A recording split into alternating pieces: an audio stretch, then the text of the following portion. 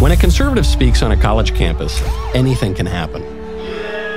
I've come to expect the histrionics of the excitable leftist students with purple hair. That's just how college kids are. It's frankly kind of charming. What still gives me some surprise, though, is that the most ardent disruption these days often comes from the supposed adults who should know better, the university administrators.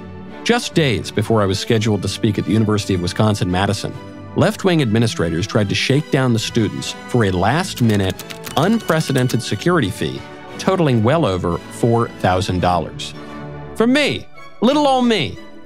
At first, I was honored. UW-Madison didn't charge any last-minute security fees when my friends Ben Shapiro and Matt Walsh spoke there. Perhaps they were just more intimidated by my Sicilian physique. But then I learned that the fee was not to protect the students from me. Rather, it was to protect me from the liberal students, who ideologically are on the same side as the administrators who were trying to shake me down. Fortunately, the group that had invited me held its ground and even threatened to sue the school, which was legally bound by the First Amendment to abide by free speech. What was the result? Chaos? Mayhem? Did my producer survive the violent hordes? It all turned out great.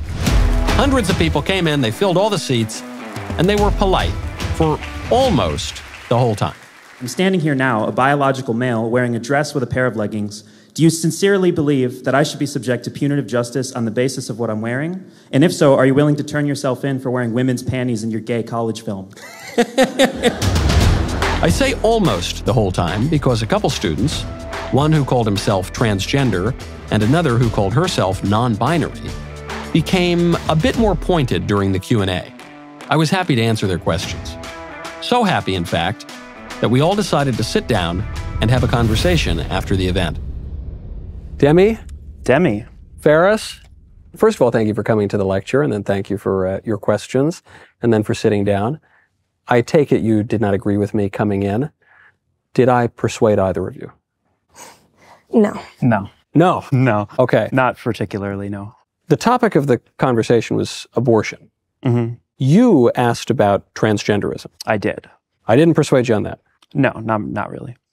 When did you start to identify as a woman? What makes you say that I identify as a woman? Because I actually didn't assert that. I don't know. Is it just pattern recognition? Do I just look like one of the transes? You're wearing a dress. Yeah. The first hint. Yeah. Have you heard of a femboy? Do you know what that means? Now I have, but I don't know what it means. Okay. It's feminine men. They wear a lot of dresses. It's cool. But I'm not a femboy. I identify as a trans woman. Okay. So I was right. Yeah. Okay. You were correct. But a femboy is different than a trans. Yes, they are. They're quite different. What's the difference? So a femboy still retains their male identity and pursues femininity, whereas a trans woman actually identifies as a woman. What does that mean, though? If you if I pursue Sicilian identity, then I would identify as Sicilian. Yeah, I would agree with that. But then, if a femboy pursues feminine identity, he would identify as female. He would identify as feminine, not necessarily female. I think you and everyone at the Daily Wire would agree that feminine and female are not synonymous. Well, men can be effeminate. Yeah, actually, effeminate. But that's different than feminine. Feminine. How would you define feminine versus effeminate? Feminine is good, and it's what women are when they act like women. And effeminate is bad, and it's what men are when they act like women. So yeah, we could say a femboy is a boy who is effeminate. Well, then, a trans woman actually doesn't retain the male identity and chooses to identify as a female. Okay, but then to loop back around to my first question, when did you start to identify as transgender? Started to identify as transgender. Internally, I've noticed the sort of mismatch between my identity and the body that I was given and the roles that society has placed upon me. That mismatch was pretty clear from a very young age. I'm not going to pretend that I was a woman all along. I was born with a female brain. But I'd say probably since around 4K, like school. 4K? Like 4-year-old kindergarten, like preschool. Okay. What do you think caused it? If you say you weren't, it's not like you were born in the wrong body or something, then what do you think caused it? I think it's quite simple, really. I think some people like ketchup and some people don't. I wanted to live my life this way. I wanted to pursue these characteristics, these traits. No, I'm not denying that you want or that I want to do that, but I'm just kind of asking why. Yeah, I mean, I think the same reason why anybody identifies as the gender they were assigned at birth. Well, It just feels kind of natural. When did you publicly start doing it? I'd say I came out as trans to everyone except for my family members, because it wasn't safe in my household. What do you mean it wasn't safe? Why wasn't it safe? Yeah. I don't want to get into the grotesque details, but I was in a pretty abusive household. My father was not very accepting, but my mother. Do you think maybe that might have had anything to do with, all of this? No, the abuse and whatnot didn't really. I don't see any correlation with that in my gender identity. I could see the look on your face because I've just heard the talking point. I've heard it's not just. I mean, I've just heard it from people who have detransitioned, or that sometimes that correlates. Yeah, I don't like. Trust me, I'm not proud to say that I grew up in an abusive household and I also happen to be trans. I don't want to fuel that statistic, but I'm also not going to be dishonest about my upbringing. Yeah. Now you are not trans. I am. You're just trans. You're trans too? Mm-hmm. No, you're not. I am. So what are you? I'm non-binary. Oh, all right. I don't mean to be but you're not saying you're a man. I'm not saying I'm a man now. And you would have at some point in your life said you're a woman. I don't think I ever said I was a woman. A little girl? I don't know. Sure, yeah. You did, okay. But then when did you decide you're non-binary? I didn't know what transgender or non-binary was until I was 14, 15. Most people had not heard of it until recently. I mean, it existed, but I hadn't heard of it. I suppose we'll perhaps agree to disagree on that. You don't think it existed until recently? No, I think people have been confused about their sex, and I think they've had all sorts of aberrant desires for all of history.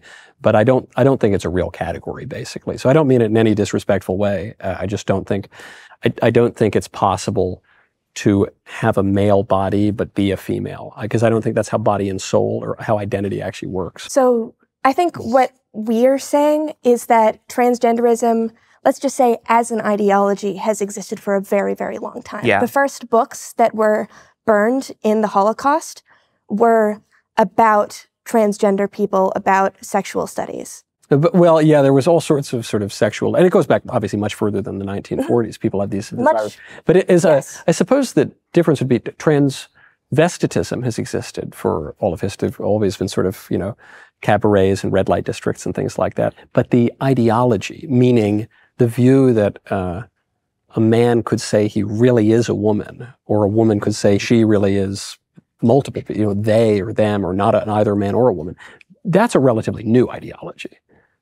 No. Not the behavior, actually. but... we have, looking back, I mean, obviously historical records going back thousands of years get kind of shaky just because, we aren't able to preserve text that long, and maybe text even didn't exist, but... They did exist. We actually have... Not for all of human history. Well, thousands of years, yeah, but not like... Oh, not going back to Adam in the garden. That's probably true. But there's evidence of people with... assigned male skeletons in traditionally female clothing and attire in burial. And we have the same vice versa. People, this is one of the specific examples I'm thinking of was Norse. There was a female skeleton that was buried with traditionally male burial rites and clothing. How do they know the skeleton's female? Well, I said female because obviously I believe that gender is something social rather than just biological, but the scientists were able to identify it by the skeleton. We know that sex is unambiguous. Yeah. I don't think we're denying that. There's this odd idea among conservatives that transgender people don't understand that biological sex exists, or that we're deluded. Some don't. Some don't. Some do. You obviously do, but some don't. No. I mean, I have yet to meet anybody. I've yet to meet anyone. I've seen people clipped out of context to look like that, but I haven't. Those people are clipped talking to me. These are people. I promise you, I've spoken to these people on camera in some cases. But in any case, you don't feel that way. Never felt that way. You're non-binary. You said that you came to this realization at 14. What do you think kind of pushed you over that edge at 14? I think intense emotional distress at the prospect of needing to navigate through life being someone's daughter, someone's sister, someone's girlfriend, someone's wife, someone's mother. That's just something that wasn't really a role that I wanted to fill, and a role that I felt intensely distressed at the prospect of needing to fulfill. Why is that? It's difficult to explain, and it would be difficult to explain in a very short period of time. It's just one of those things that you feel deep down in your soul. You mean it would be difficult to explain even to yourself, or you're just saying it would be difficult to articulate this thing that I understand? It's difficult to articulate. It's kind of an abstract thing. The cause of gender dysphoria and this discomfort with your sex assigned at birth and these roles is still pretty widely debated, even in the woke scientific community. Right. And there would seem to be, even among the pro-trans kind of woke, right, a presumed plurality, or multiplicity rather, of causes. Like some people can fall into this as a bit of a sexual fetish. That isn't transgender, though. That's some guys who dress up like women will openly state that they're the Wachowski brothers, who are now the Wachowski sisters, said they fell into their transgender identity largely through pornography, and others will say that as well. Now, you might say, well, it wasn't pornography; it was because of, I wanted to wear a dress when I was 4 years old or something. But I'm just saying, in some cases, it would appear to be more of a sexual fetish. For some people, it might be caused by some emotional distress. For some people, it might be caused by any number of other factors. Again, I'm just repeating what I've heard from the left. I'm not even stating. I mean, the material. I don't think that the left says that. The material. Well, the Wachowski brothers certainly do. And they're they're trans. People. The most famous transgender identifying people in the world. Somebody wearing a dress with a male body. Wildly false. The material presence of a man in a woman's dress perhaps could come about as a sexual fetish. I think we agree on that, but I don't think that. I think what we're trying to say is that that's a very different thing than we're describing. No, I guess that's what I'm saying too. That there are these. So we all agree there are these different causes for this kind of identity. There's so much more to say. First, though, go to preborn.com/Knowles. I am here today because exactly 34 years ago, almost to the minute, my mother chose life. You are here today because your mother chose life. The miracle of life is a gift that everyone deserves because every life is precious. That is why this show has partnered with Preborn's network of clinics. These ultrasounds are more than just a medical procedure. They're a gateway to a mother's heart. The moment she hears her baby's heartbeat, the odds of her choosing life double. One ultrasound costs only $28, but any amount will help. All gifts are tax deductible, and 100% of your donation will save babies.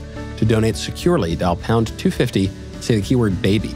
That is pound 250, say the keyword baby, or go to preborn.com/Knowles, KNWLES. I really support this organization. Please donate as generously as you can. Preborn.com/Knowles.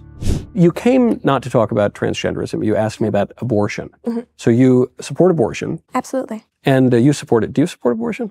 We didn't even talk about it, even though this is the point. You do? Yeah. You won't need one, though. No. I won't need an abortion anytime. And you might not either, because you're transgender or non-binary. Do you believe that transgender people are all celibate? I'm just a little confused as to what non-binary means. Non-binary means I am not a man or a woman, regardless of what parts I was bestowed. Okay. What you're saying is your body has nothing to do with whether you're a man or a woman. Correct. Okay. Yeah. I think oftentimes the gender identity does describe a relationship to one's body. For example, if I were to say, I am a transgender woman, I'm directly asserting that I am a woman and that I have, male genitalia. Or you could have gone under the knife and lost your male genitalia. I could have, yeah. So you could be asserting that too. So I guess that's what I'm saying. It seems like you could just, all of these terms just mean kind of whatever you want them to mean. No, not really. It's pretty concrete definition. So you just said to be a transgender woman, I have to be wearing a dress or look like this. But I didn't say I have to. I said that's just how I like. What's the concrete definition of a transgender woman? Somebody who is assigned male at birth who identifies and pursues womanhood. Okay. And what is womanhood? Not to sound like Walsh, but what is womanhood then? What does that mean in that statement? I would describe womanhood as a very subjective concept. But you just also said we're talking about things that are concrete, and that's all. I'm just trying to grab onto something. What is the actual definition of the thing that you are using to define transgenderism? I would describe womanhood as a set of characteristics associated with females, usually. But that's a circular definition, and even the way you said it, I would describe, but I'm not asking you to describe anything. I'm asking if you can offer a definition, because it gets to the heart of your identity, which is you're 4 years old, you say, I don't really feel like a man. How would you even know what that would mean at the age of 4? And how would you know what that would mean now to feel like a woman? Because there are a variety of traditions associated with the male and female sex, and I've decided that I'd rather subscribe to the ones associated with the female sex. But how would you even know what that is? How would I even know what the traditions associated with the female sex are? Yeah, I mean, they could be just a caricature. I know that mom stays at home and that dad goes to work. I know that all. But you would disagree with that. No. You said you reject those roles. I understand what a traditional gender role is. I don't reject that it as a concept exists.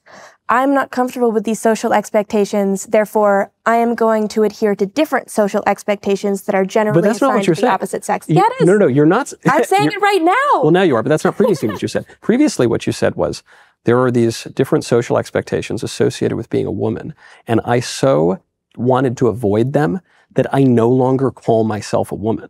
Not that a woman can avoid those social expectations, but rather that the social expectations are so intrinsic to womanhood that I will no longer be a woman. I will be a non-binary they, them. That's what you said earlier.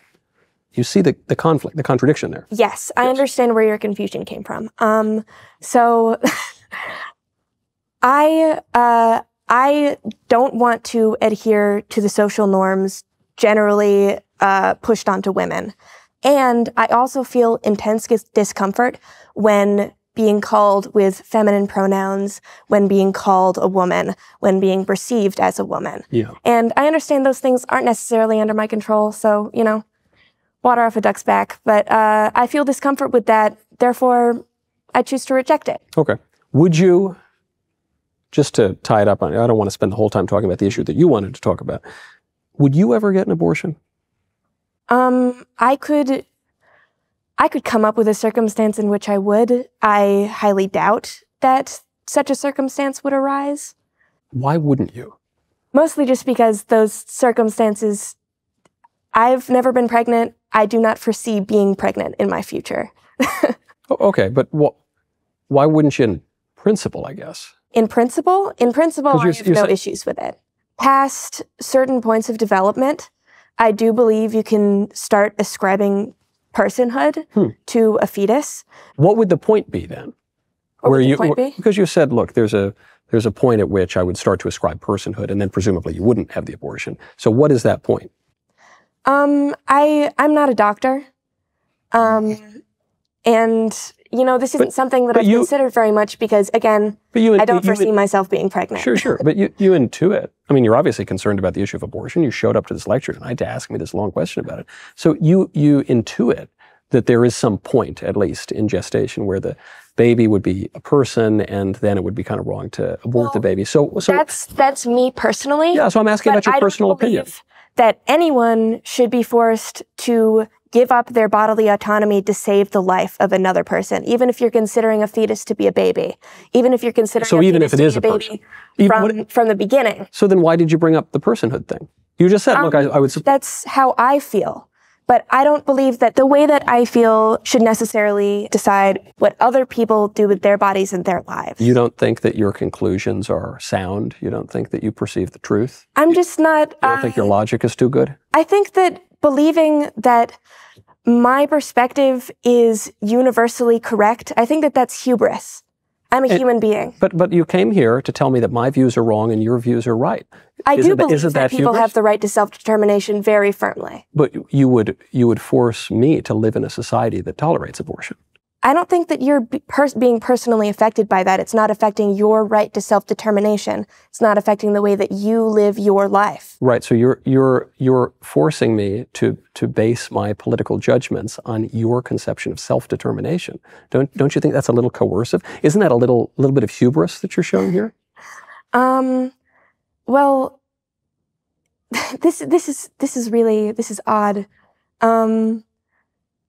Wait, I'm not even I'm not sure you're saying much at all. Could you repeat what you were saying? Try and be more specific. Yes, you previously said that it's a demonstration of pride and hubris for you to take your own personal judgments and impose them and universalize them to everyone else. And then in the very next breath, you said that your views of bodily autonomy and self-determination ought to apply to everyone, and we all ought to abide by them. That's why you came here to tell me that I'm wrong and you're right. That's a contradiction. I also believe in democracy, and the majority of Americans side with me. They believe in the right to bottle the... Yes. I'm not so sure. I mean, after Roe v. Wade was overruled, half of the states imposed limitations on abortion or banned it outright. That's democracy for you, isn't it? Are you under the impression that we live in an absolute democracy? No, where we live in a representative democracy. Yeah, we do live in a representative democracy, and those representatives do not necessarily, their actions do not necessarily reflect the opinions of the people that they represent. So you support democracy in principle, just not ours? I support democracy. But not our democracy. I support our democracy. Well, we have a representative democracy, and you just said that the representatives... You're putting a whole lot of words in my mouth. I think I'm just repeating what you said, and I'm trying to... You're not. You just said that you support democracy, and I said, okay, well, in our democracy, half the states decided to severely limit or outright ban abortion. And you said, well, you're assuming that we're a direct democracy. I said, no, we're a representative democracy. I didn't say that we were a direct... I was explaining to you that we do not live in a direct democracy. That's what I'm saying, right.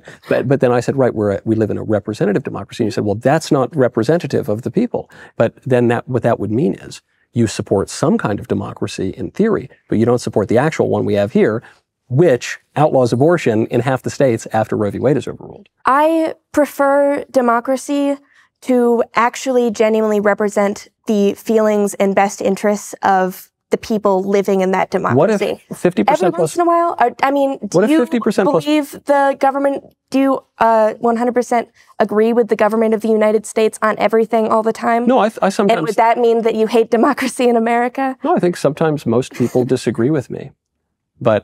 But that doesn't mean that I would sacrifice my view and the rightness or wrongness of my view to the mob or something like 50% plus one. If 50% plus one of the electorate came out and said that abortion is murder and we're going to ban it in all circumstances, would you still support democracy? Of course. You would? Democracy, what is that Winston Churchill quote? That's the worst form of government other than all the other ones that have been tried. Yeah. So you would support that? Absolutely. We just got to convince 50% plus one of the people, and you would be the biggest pro-lifer in the country, ban abortion everywhere. I mean, I wouldn't agree with it, but I would live with it. You would live with it. That's good. I don't believe in imposing my beliefs on others. If the majority believes that abortion is murder, then obviously I'd be forced to go along with that. I don't believe in political violence. What would I do? That would be horrifying. No. Wow, great. All right, so maybe I convinced you a little bit in my talk then.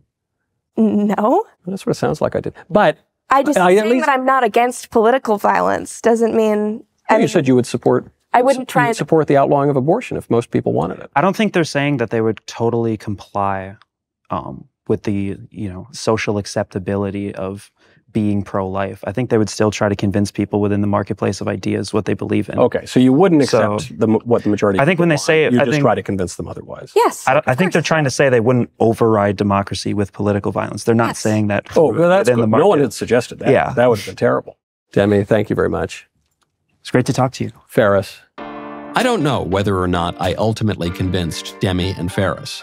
I'm not sure they know yet either. But what I am sure of is that their willingness to sit down to discuss a disagreement was much more impressive than the university administrator's desperate attempts to keep me off campus. As my YAF campus tour continues, I hope to find more students like Demi and Ferris who are willing to cross the picket line to hear what conservatives think and maybe even muster the courage to talk about these topics face to face.